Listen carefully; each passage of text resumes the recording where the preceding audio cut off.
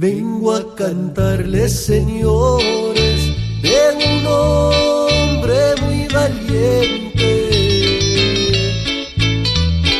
Él viene a proteger y servir a los residentes. Su nombre está mi Rodella, el consentido de la gente.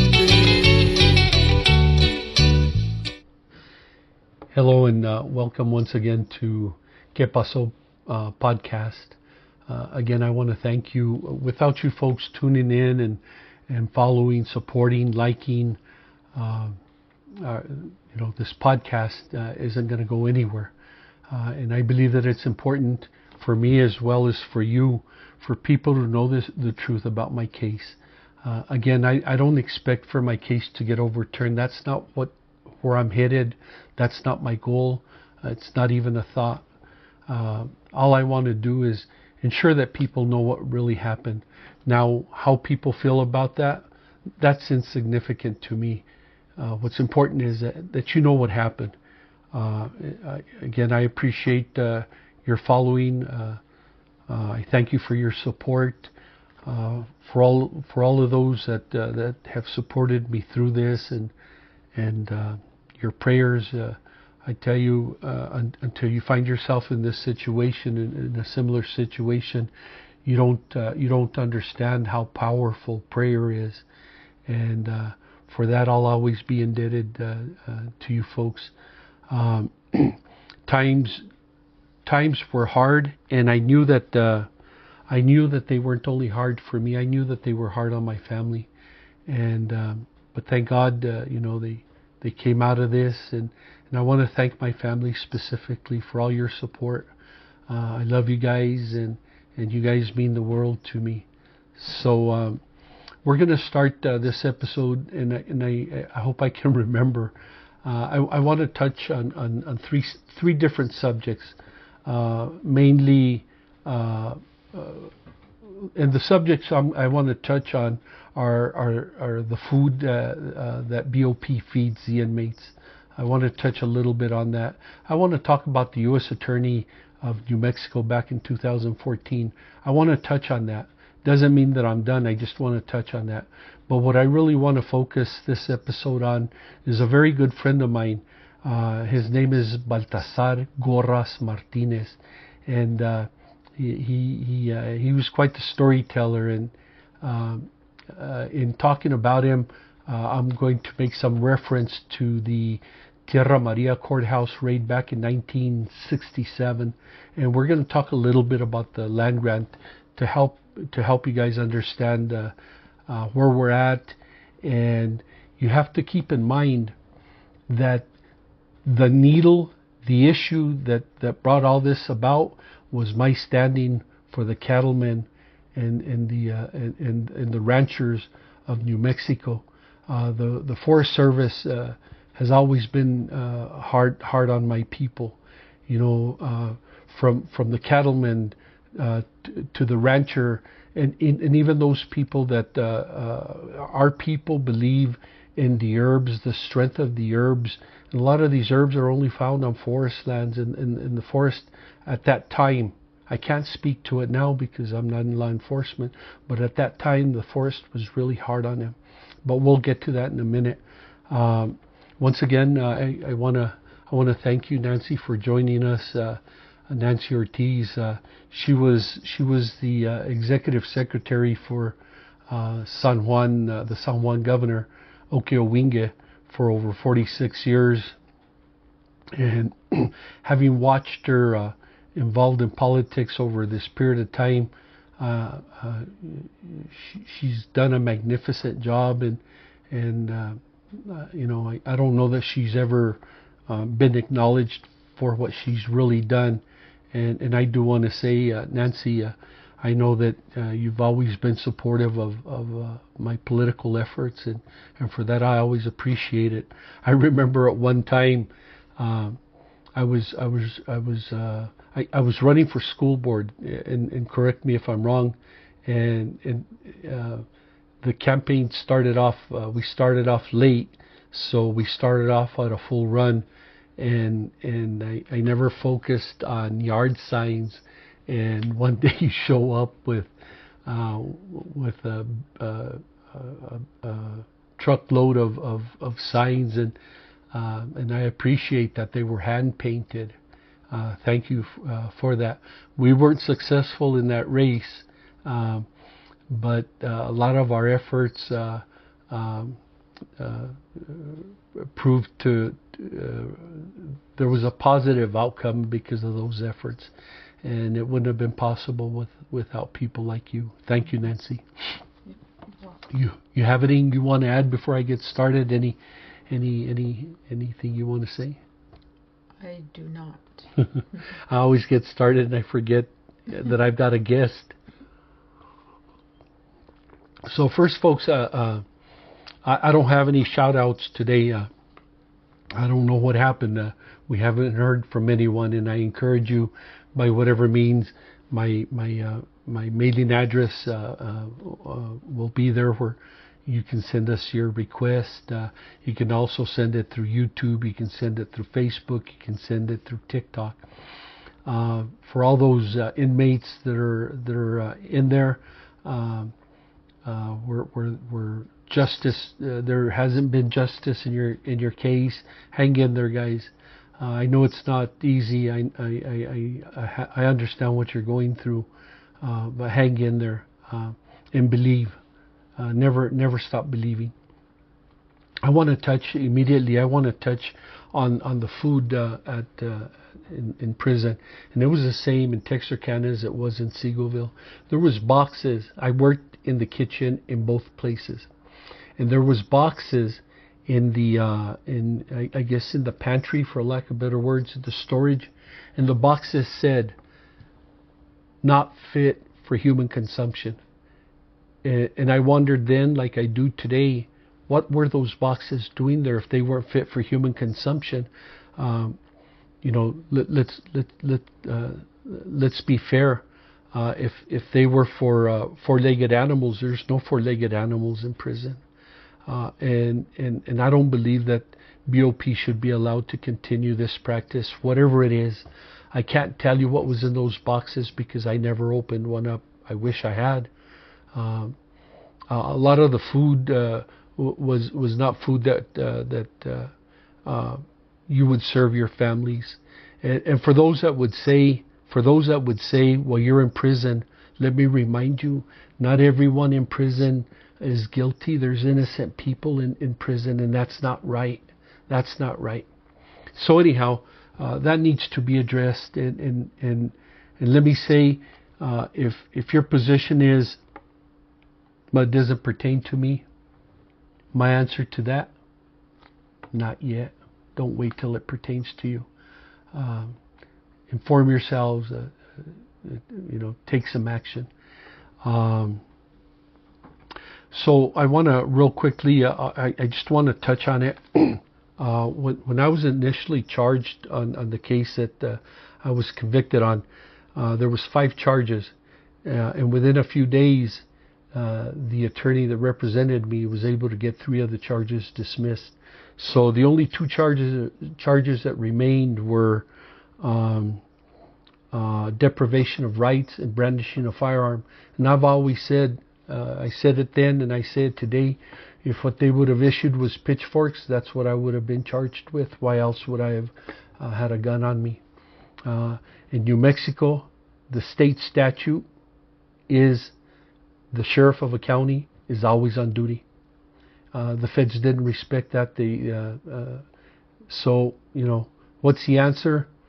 I don't know. I think that the Attorney General in New Mexico needs to make a statement about that. If they're not going to honor it, let's take it off the books, guys. It's that simple. Anyhow, so as you recall, this issue began because of a stand that I took with the cattlemen and the ranchers of New Mexico. They had been bullied for too long. I know that because my family was we ran cattle, and every year, They were cutting the time that the cattle could spend on the forest lands. They were cutting the amount of cattle that you could put on the forest lands, and little by little they continue to this day crushing the cattlemen and the ranchers, and that's in New Mexico because of the forest lands. And the U.S. Attorney back in 2014 took a stand because of the position I took. And if you recall, in a meeting that was attended by several, I'm going to say somewhere between 12 and maybe 15, 16 attorneys from different federal departments, mostly I believe from the U.S. Attorney's Office. They were present. And let me say this. Your silence is deafening. I can't believe that throughout the years you sat in this and you saw what happened, and I've never heard anyone come out and speak to it. But what happened was we were talking about the matter. The U.S. Attorney tried changing the story when I realized that I was correct, and I called him on it. His position was to turn and ask, is anyone recording this conversation? Red flags should have gone up, but the sad thing is these people in authority, none of them have ever come forward. After he said that, is anyone recording this conversation? He turned to me and he said, you continue fucking with the Forest Service and I will have you prosecuted. Do you understand? Problem is, I did understand, but I wasn't going to change my position, because my position was right. It was then and it is today. But the U.S. Attorney went on to seek public office, and I'll leave that for another episode, because I want to talk about that. I want to talk about what his platform was based on. But with that said, I want to talk about my very, very good friend Baltazar Gorras Martinez. Baltazar Gorras Martinez was involved in the Tierra Maria courthouse raid.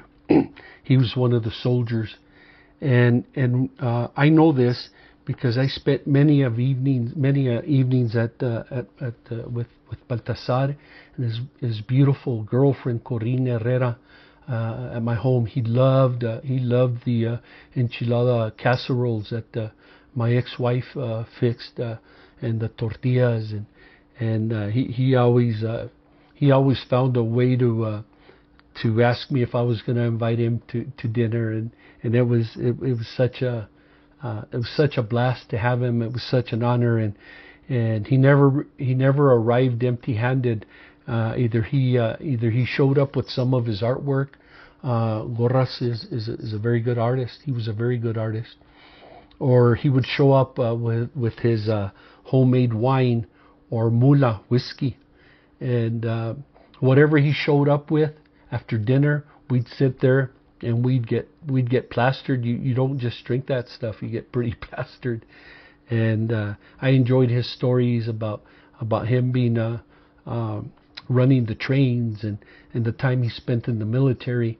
But what he often talked about was the courthouse raid. Again, I'm going to leave out some of the details. I think I want to leave them for my book.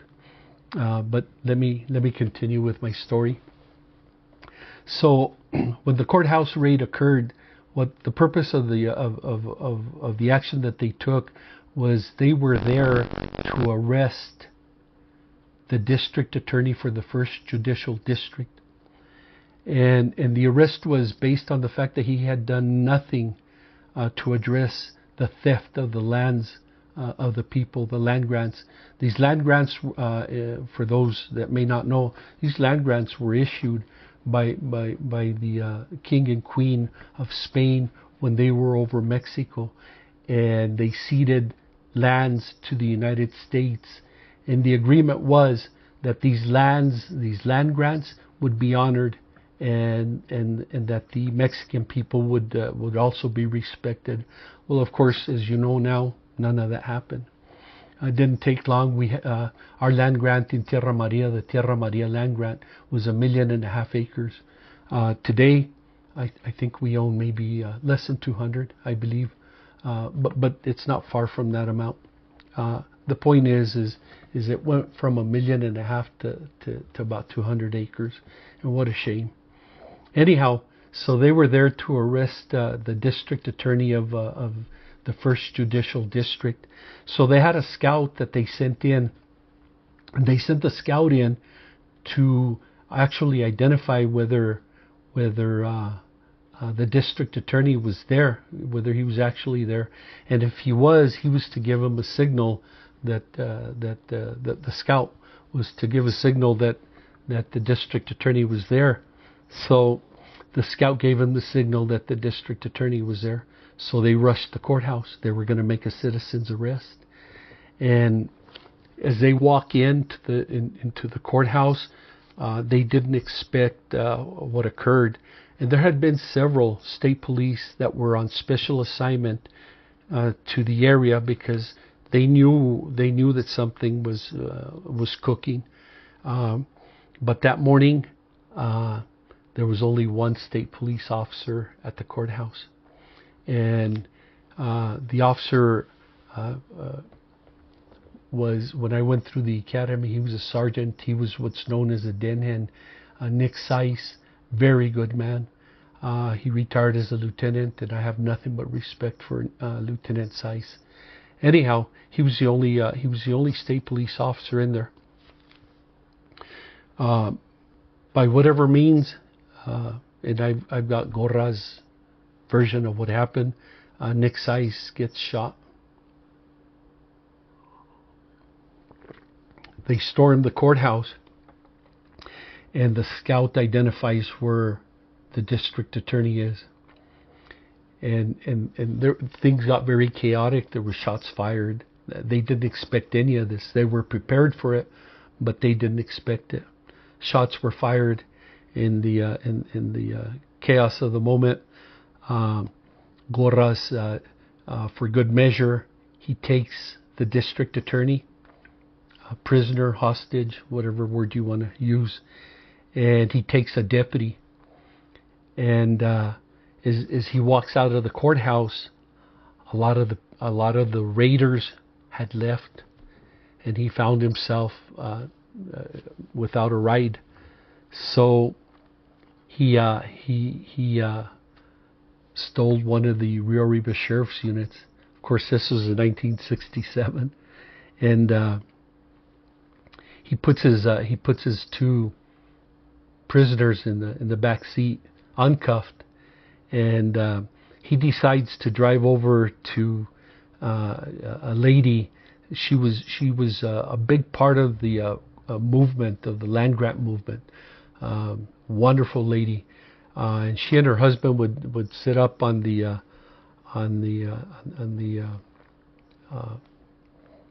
second floor of their home, and Gorras drives up, and he's got the purported district attorney and a deputy in the back seat, and he drives up and he tells the lady, "Hey, look at who I've got in my back seat." And she walks to the edge of the porch and she says, "Who do you have, Gorras?" And Gorras tells her, "I've got the district attorney and I've got the deputy." And she tells him in Spanish, "Llévalos para atrás para colgarlos de los huevos." And the deputy, speaking Spanish, made the sign of the cross. And the person that Gorras had taken is the district attorney was not the district attorney. He was a reporter. And the reporter turns to the deputy and tells him, "What did she say?" And the deputy tells him, "She said for him to drive behind the house so that they can hang us by the balls." So the reporter made the sign of the cross too. So the lady tells Gorras, "You better get on out of here. by then there was units all over the place, the sirens going off, and so Gorras takes off, and the only place he could think of going was where he felt safe, which was home, Canjilon. And as he's driving, he saw that the fuel level in the unit was low, so he asked his prisoners if they had any money, and the reporter hands him his credit card. Gorras didn't understand what that was, and he threw it out the window.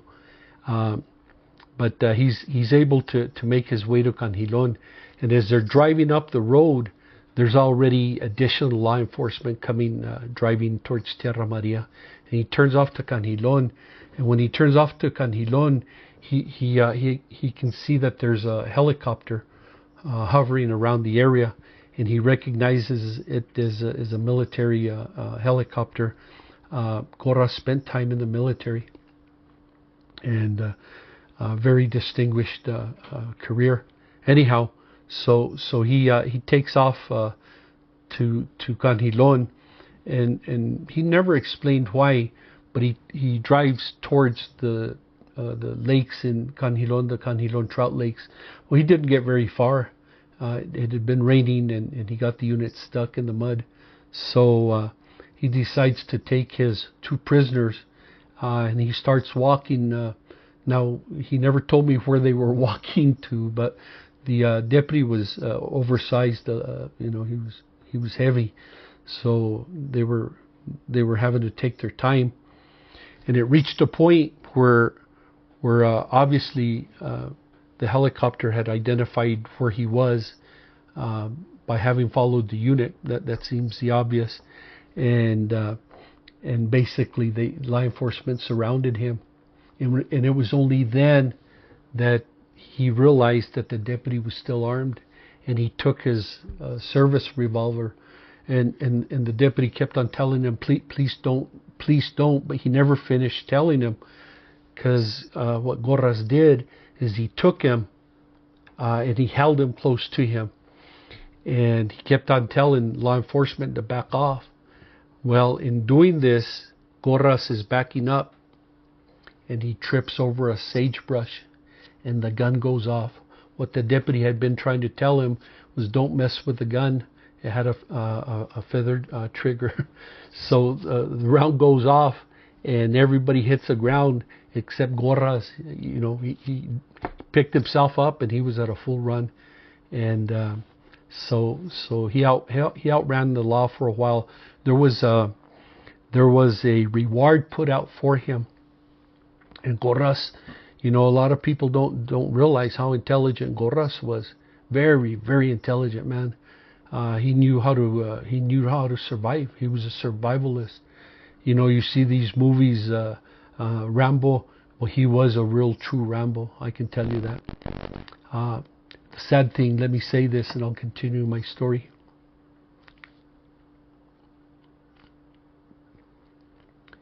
Gorras was murdered. He was shot in the back. That's how he died. So, anyhow, that was several years later. The state police and all law enforcement were looking for him, and they couldn't find him. They put a reward for him, and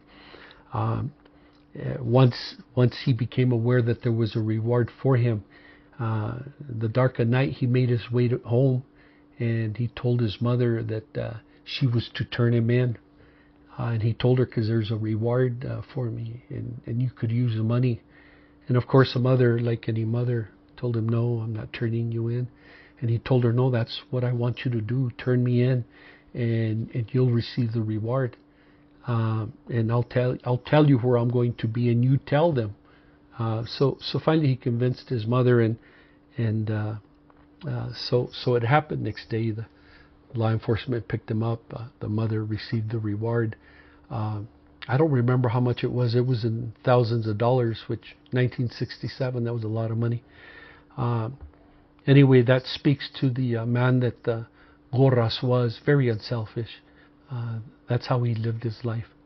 And so I've told a story, but the significance in this was what occurred the courthouse raid, the effort to hold those accountable for the theft of the land or for not addressing it.